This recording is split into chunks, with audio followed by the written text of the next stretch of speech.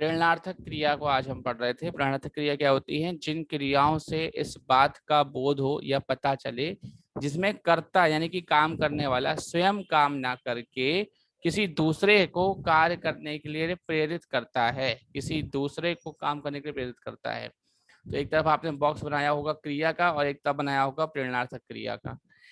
क्रिया है लिखना, तो जब हम दूसरे से काम करवाते हैं तो उसका प्रेरणार्थक क्रिया क्या हो जाएगी? लिखवाना। खाना का क्या हो जाएगा? खिलवाना। ऐसे ही सोना, सोना क्रिया है, इसकी प्रेरणार्थक क्रिया क्या होगी?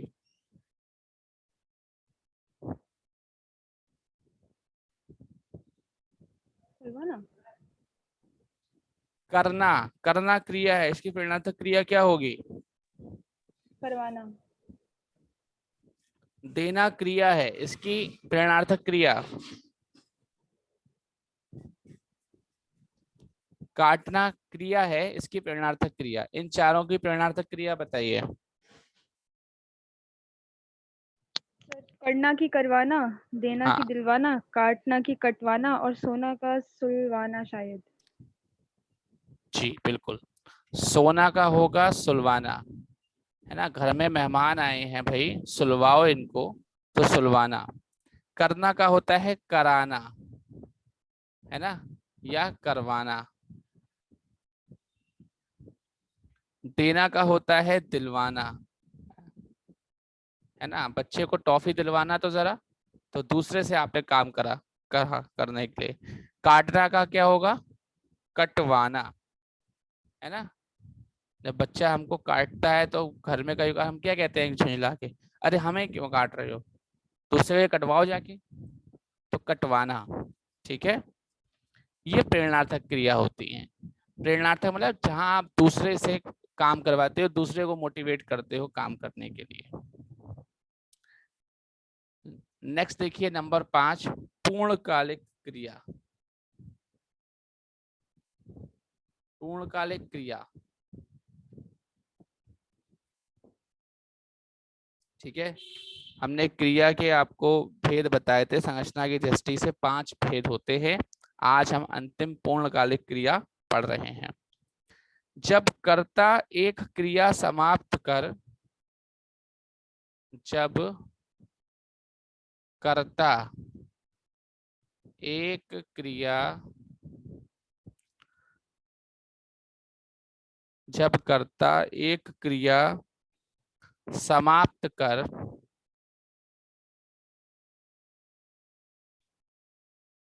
उसी क्षण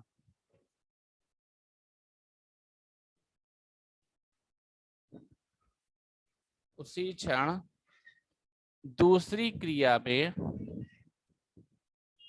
संलग्न हो जाए, यानी कि मिल जाए, यानी कि दूसरी क्रिया शुरू कर दे, संलग्न हो जाए, तो पहली तो पहली क्रिया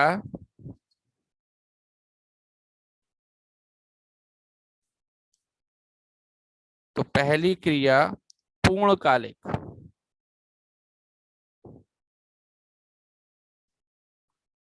पूर्णकालिक क्रिया कहलाती है।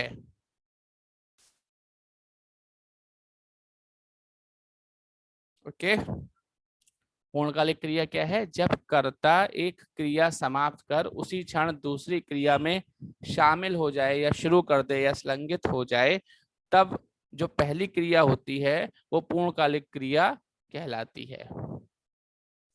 एग्जाम्पल देखिए,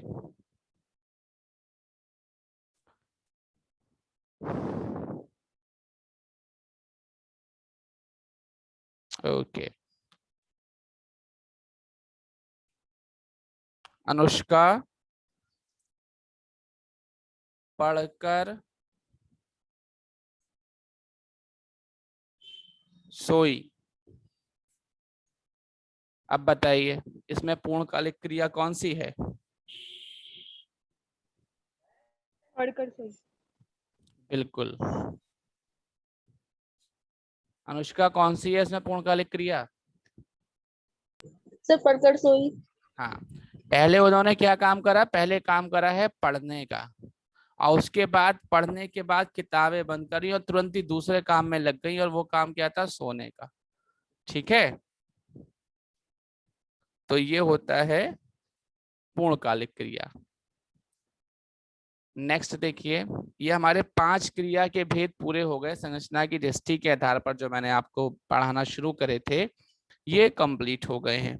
ठीक है, एक छोटी सी बात यहाँ पे बताता हुआ चलता हूँ, नोट डाल के लिख लो। क्रियार्थक संज्ञा क्या होती है? क्रियार्थक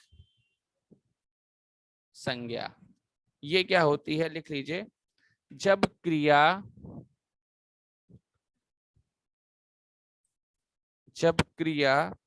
संज्ञा की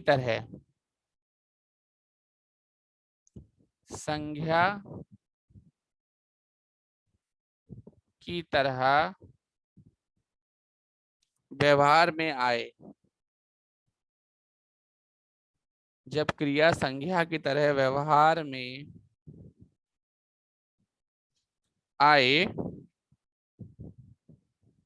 तब वह क्रियार्थक संज्ञा कहलाती है। तब वह क्रियार्थक संज्ञा कहलाती है। ठीक है, एग्जाम्पल देखिए,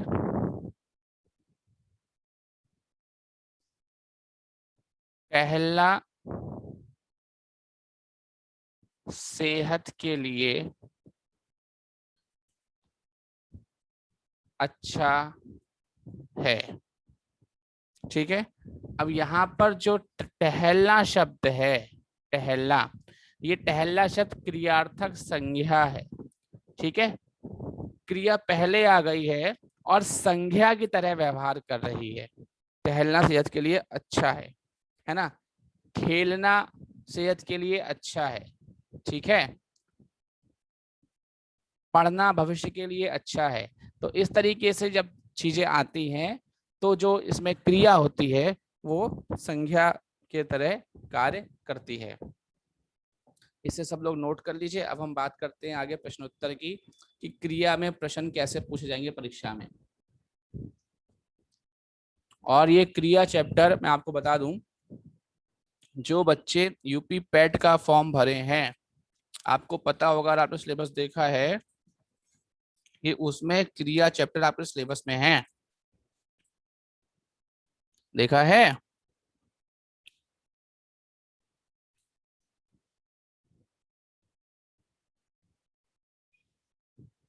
ठीक है, और लिंग चैप्टर जो था, जो मैं आपको पढ़ा चुका, वो भी पैट के सिलेबस में है, अभी प्री वाले में, फर्स्ट पेपर जो होगा।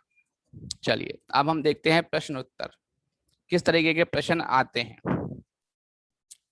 एक तो यही प्रश्न आता है और आपको इसका आंसर बताना है।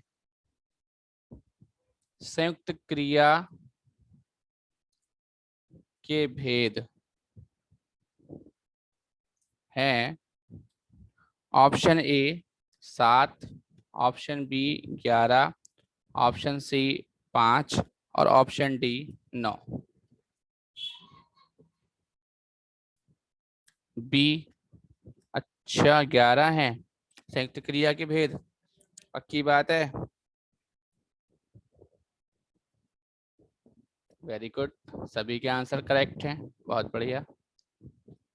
ठीक है, प्रश्न नंबर 2 देख लीजिए।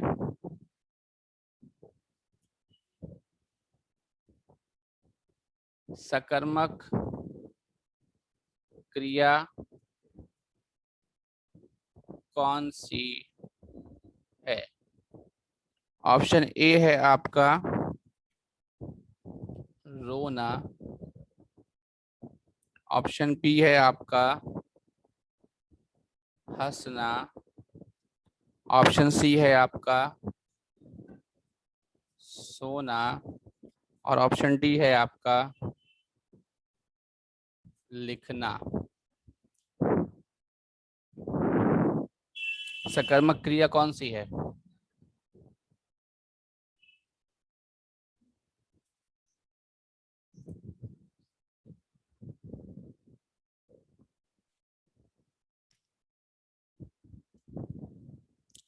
डी, लिखना। क्वेश्चन डी नंबर है। 1 में हाँ डी, लिखना। बिल्कुल ठीक है। क्वेश्चन नंबर 3 देखिए।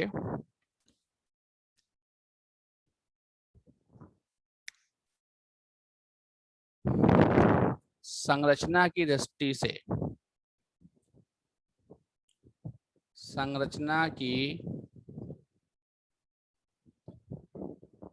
दृष्टि से क्रिया के भेद कितने हैं? कमेंट कर दीजिए, आपको पता होगा।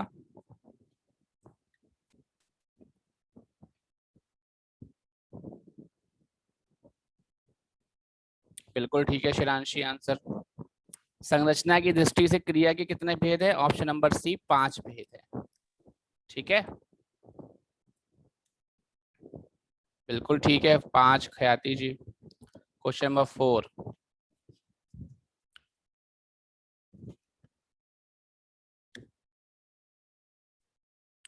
ओके, राम लक्ष्मण से पत्र लिखवाता है। ठीक है, राम लक्ष्मण से पत्र लिखवाता है। इस वाक्य में, इस वाक्य में क्रिया का कौन सा रूप है?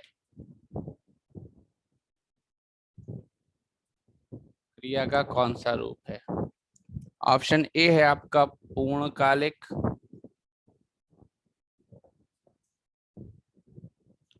ठीक है। ऑप्शन बी है आपका संयुक्त क्रिया। ऑप्शन सी है आपका अपूर्ण क्रिया। ऑप्शन डी है आपका इनमें से कोई नहीं।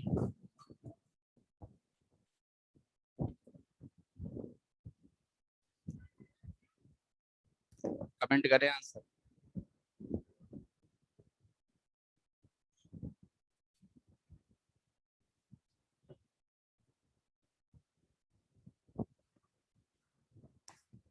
बाकी लोग भी करें भाई। दोनों ही आंसर दिया, शिरांशी और अनुष्का ने। शांतनु का आ गया।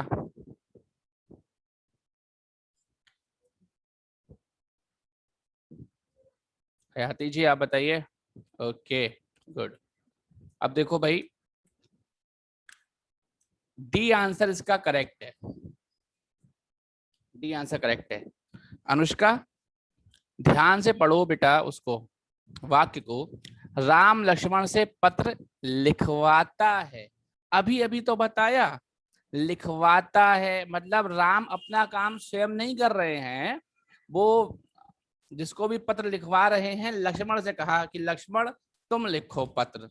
ठीक है, तो जब कर्ता स्वयं काम ना करके दूसरे से काम करवाए या दूसरे को काम करने के लिए प्रेरित करे, तो उसे हम क्या कहते हैं? उसे हम कहते हैं प्रेरणार्थक क्रिया।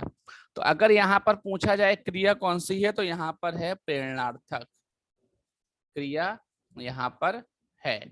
और जो मैंने आपको ऑप्शंस दिए थे उस हिसाब से आंसर है ऑप्शन नंबर डी। क्लियर हुई बात सभी को? यस। चलिए,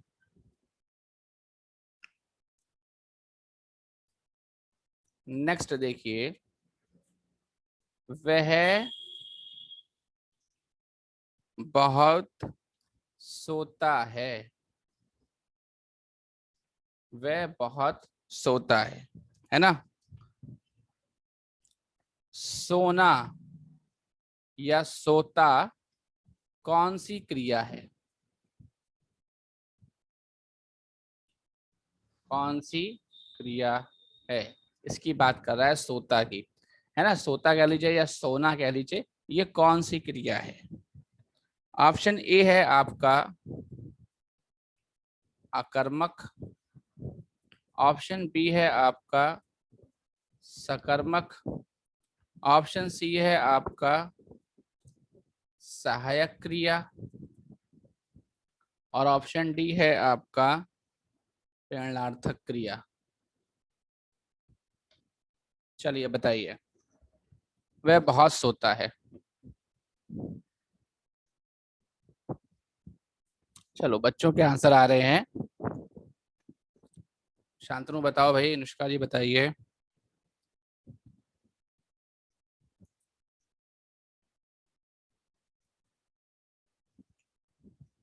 यादव जी गुड। अकर्मक क्रिया है इस पे, वेरी गुड। शांतनु सी कैसे हो गया, सहायक क्रिया कहाँ से हो गई? ऑप्शन नंबर ए है, वह बहुत अरे सोता सी है। पे दब हाँ सी पे दब गया। अच्छा, ए है, ठीक है। क्या सोता है आंसर नहीं मिलता, तो आंसर अकर्मक क्रिया ऑप्शन नंबर ए हो जाएगा।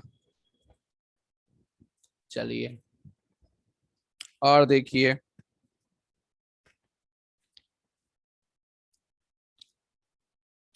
बंदर देखे हैं ना, मंकी। बंदर एक पेड़ से दूसरे पेड़ पर, दूसरे पेड़ पर कूद सकते हैं। ये तो हो गया आपका वाक्य कि बंदर एक पेड़ से दूसरे पेड़ पर कूद सकते हैं। इस वाक्य में कौन सी संयुक्त क्रिया है? ऑप्शन ए है आज्ञाबोधक,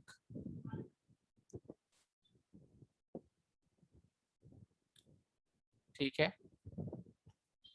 ऑप्शन बी है आपका अभ्यास बोधक,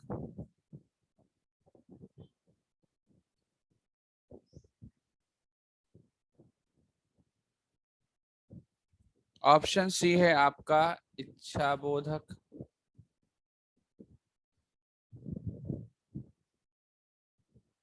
और ऑप्शन डी है आपका शक्ति बोधक। चलिए बताइए।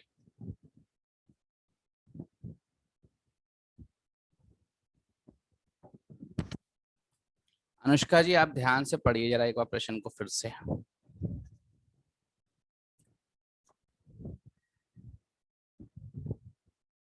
डी होगा इसका, शक्तिबोधक। बिल्कुल शांतनु ये बताते हैं। आपका ऑप्शन तो आ गया, आंसर तो आ गया, अनुष्का जी आ गया, वेरी गुड। अब एक बात ध्यान रखो सभी लोग, जब आप पेपर देते हो ना, फर्स्ट टाइम में आपने प्रश्न को पढ़ा और आपके दिमाग में आ गया ऑप्शन बी अभ्यास बोधक, क्योंकि भैया बंदर तो अभ्यास करते हैं पेड़ पर कूदने का, है ना। और आपने ऐसा करके OMR में गोला काला कर दिया। उसके बाद बी का डी नहीं हो सकता है कभी भी, वो बी ही रहेगा OMR में और गलत आंसर हो जाएगा। इसलिए प्रश्न को ध्यान से पढ़ लिया करो और फिर आंसर दिया करो। यहाँ पर शक्ति बोधक है। बंदर एक पेड़ से दूसरे पेड़ पर कूद सकते हैं, वो अपनी शक्ति को जानते हैं, वो अपनी शक्ति को पहचानते हैं, है ना, अपना शक्ति प्रदर्शन करते हैं कूदा फांदी करके बंदर, ठीक है। उन्हें अपनी कार्य करने की शक्ति का बोध है। तो ऑप्शन नंबर डी यहाँ पर करेक्ट होगा। इस तरीके से भी प्रश्न पूछे जाते हैं। चलिए अगला देखिए। वर्षा समाप्त हो चुकी है। वर्षा समाप्त हो चुकी है, ठीक है। इस वाक्य में कौन सी संयुक्त क्रिया है? ठीक है, कोशिश करिए। इस वाक्य में कौन सी संयुक्त क्रिया है, तो इस तरीके से प्रश्न पूछता है, संयुक्त क्रिया है। ऑप्शन ए है आपका अवकाश बोधक, अवकाश बोधक। ऑप्शन बी है कोई नहीं। ऑप्शन सी है आरंभ बोधक, और ऑप्शन डी है समाप्ति बोधक।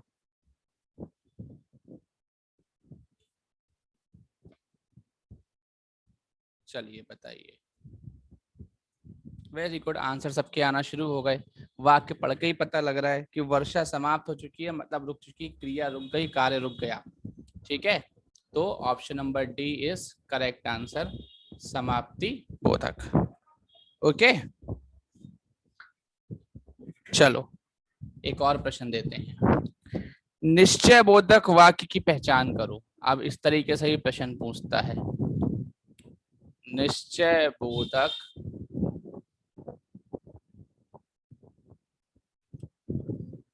वाक्य की पहचान करो। ठीक है, ऑप्शन ए, सूर्य निकल रहा है, सूर्य निकल रहा है। ऑप्शन बी, चंद्रमा, चंद्रमा किरणें बिखेर रहा है, बिखेर रहा है। यात्री बस से गिर पड़ा, यात्री बस से गिर पड़ा। और ऑप्शन डी है बालक चल दिया, बालक चल दिया। चलिए करिए।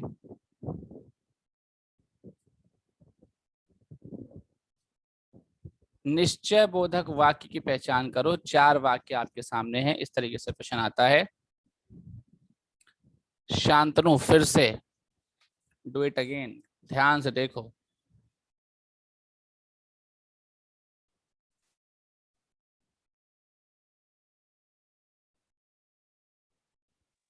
ये नहीं है सर इसका? नहीं ये नहीं है। तो सूरज हयाती तो जी है, निकलता ही है ऐसे। फिर से देखिए, हयाती जी फिर से देखिए। ऐसा सी हो गया, यात्री बस से गिर पड़ा हो। हाँ, इसका करेक्ट सी आंसर होगा। होगा ऑप्शन नंबर सी, यात्री बस से गिर पड़ा। ये निश्चयता का बोध करा रहा है।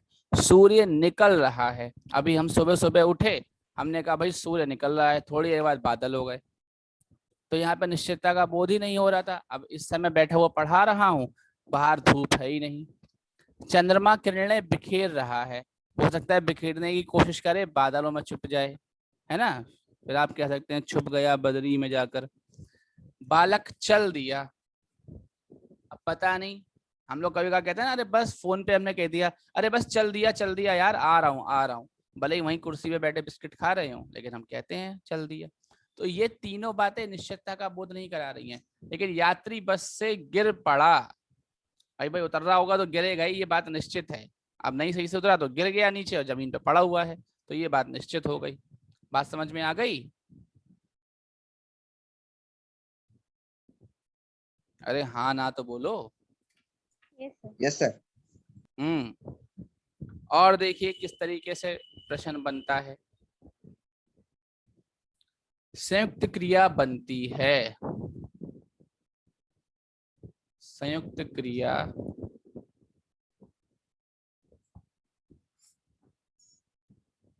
बनती है। ऑप्शन ए, दो से अधिक धातुओं के मेल से, दो से अधिक धातुओं के मेल से। ऑप्शन बी, दो से अधिक सकर्मक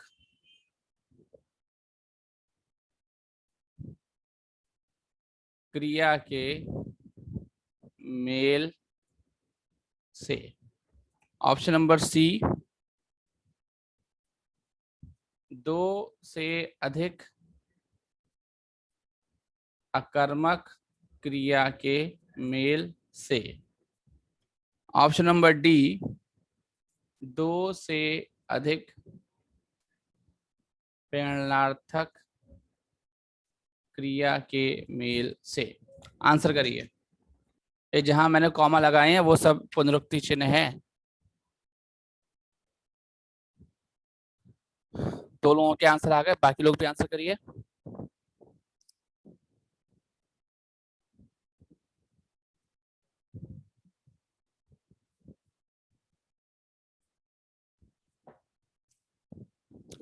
वेरी गुड, सभी के आंसर ठीक हैं। ऑप्शन नंबर ए, दो से अधिक धातुओं के मेल से संयुक्त क्रिया बनती है। तो जो हम आपको परिभाषाएं वगैरह लिखवाते हैं ना, इस तरीके से क्वेश्चन पूछ लेता है। ठीक है, चलिए नेक्स्ट सर, एक क्वेश्चन। अवकाश बोधक का भी क्वेश्चन पूछ लीजिए। अभी दे रहा हूँ, जितना हो सकता है पॉसिबल मैं करवाता हूँ। अभी एक है, पुनरुक्त संयुक्त क्रिया कौन सी है? पुनरुक्त संयुक्त क्रिया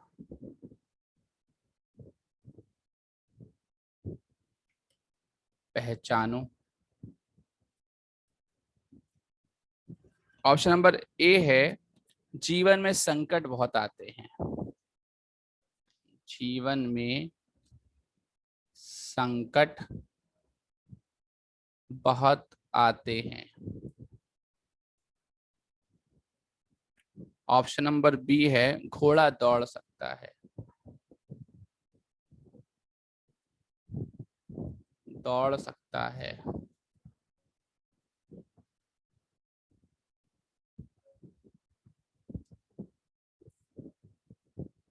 ठीक है। सी है, मुझे स्कूल जाना है। मुझे स्कूल जाना चाहिए। ऑप्शन नंबर डी है, मेहमानों का आना जाना लगा रहा।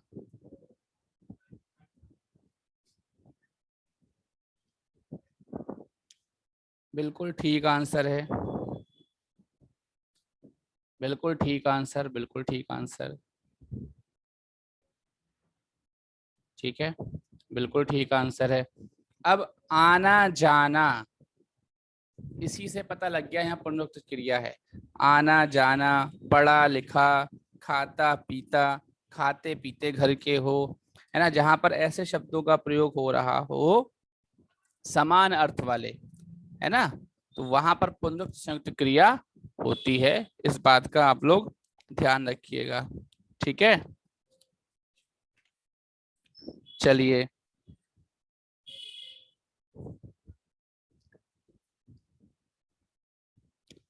नेक्स्ट क्वेश्चन है, अवकाश बोधक क्रिया को पहचानो। अवकाश बोधक क्रिया को पहचानना है आपको।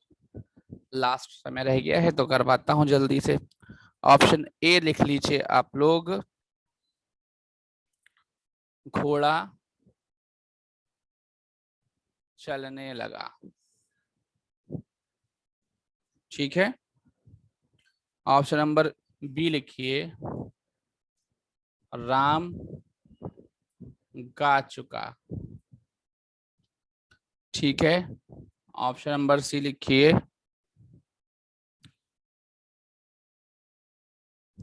आकाश मुश्किल से पढ़ने आया। और ऑप्शन नंबर डी लिखिए, इनमें से कोई नहीं।